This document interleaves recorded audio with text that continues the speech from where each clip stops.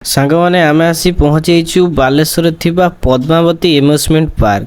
ଇଏ ତ ପାର୍କ ନୁହେଁ, ପୁରା ବଗିଚା ସଦୃଶ ଭଳିଆ ହେଇଛି ମୋତେ ଲାଗିଲା। ଏତେ ସୁନ୍ଦର ଦୃଶ୍ୟ କେବେ ଆପଣ ଦେଖିନଥିବେ, ଆସନ୍ତୁ ଥରେ। ତାପରେ ମୋର ହଠାତ୍ ନଜର ପଡ଼ିଲା କାଠରେ ହେଇଥିବା ପୁଲ ଉପରେ। ତା ପାଖକୁ ଯାଇ ଚଢ଼ି ଦେଖିବାକୁ ପଡ଼ିଲା ଏଟା କାଠରେ ତିଆରି କି ପୋଲ। ତାପରେ ମୁଁ ଗୋଟେ ଜିନିଷ ଦେଖି ଆଶ୍ଚର୍ଯ୍ୟ ହେଇଗଲି, ଏଠି କ'ଣ ପକ୍କା ରାସ୍ତାରେ ଟ୍ରେନ୍ ଚାଲୁଅଛି। ଓ ଜାଣିବାକୁ ପାଇଲି ଏଟା କୁନି ପିଲାମାନଙ୍କର ଖେଳିବାର ଗୋଟେ ଟ୍ରେନ୍। ଆପଣମାନେ ଯଦି ଏଭଳିଆ ପାର୍କ ବୁଲିବା ପାଇଁ ଚାହୁଁଛନ୍ତି ତାହେଲେ ଜଲ୍ଦି ଜଲ୍ଦି ପଳେଇ ଆସନ୍ତୁ ବାଲେଶ୍ୱରରେ ଥିବା ପଦ୍ମାବତୀ ଏମ୍ୟୁଜମେଣ୍ଟ ପାର୍କ। ଏତେ ସୁନ୍ଦର ପାର୍କ ଆପଣ କେବେ ବୁଲି ନଥିବେ ମାତ୍ର 50 ଟଙ୍କାରେ। ପାର୍କ ଭିତରେ ବୁଲୁଥିବା ସମୟରେ ହଠାତ୍ ନଜର ପଡ଼ିଲା ଏକ ଗଛର ପତ୍ରରେ ତିଆରି ହୋଇଥିବା ଏକ ମହାପ୍ରଭୁଙ୍କର ସୁନ୍ଦର ଦୃଶ୍ୟ, ଯାହାକି ଆପଣ କେବେ ଦେଖିନଥିବେ। ତାପରେ ଦେଖିବାକୁ ମିଳିଲା ଏକ ସୁନ୍ଦର ମୂର୍ତ୍ତିଟେ, ଯାହାକି ପଥରରେ ତିଆରି ହୋଇଥିବାର, ଓ ତା ସାଙ୍ଗକୁ ଦେଖିବାକୁ ମିଳିଲା ଟାଇଲରେ ମାଟିରେ ତିଆରି ହୋଇଥିବା ଘର, ତା ସାଙ୍ଗକୁ ଗଛ।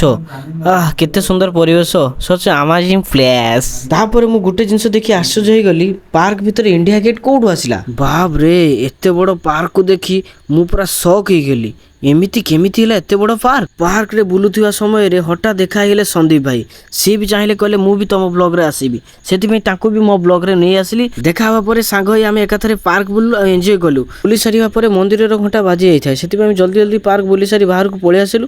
ଆପଣମାନେ ଯଦି ଥରୁଟେ ଆସିନାହାନ୍ତି ଥରୁଟେ ଆସନ୍ତୁ, ପଦ୍ମାବତୀ ଏମ୍ୟୁଜମେଣ୍ଟ ବଢ଼ିଆ ପାର୍କଟେ। ତାପରେ ଆମେ ଦୁଇ ଜଣ ବୁଲି ସାରି ଗୋଟେ ଗାଡ଼ିରେ ବାହାରିଲୁ ଘରକୁ ଯିବା ପାଇଁ।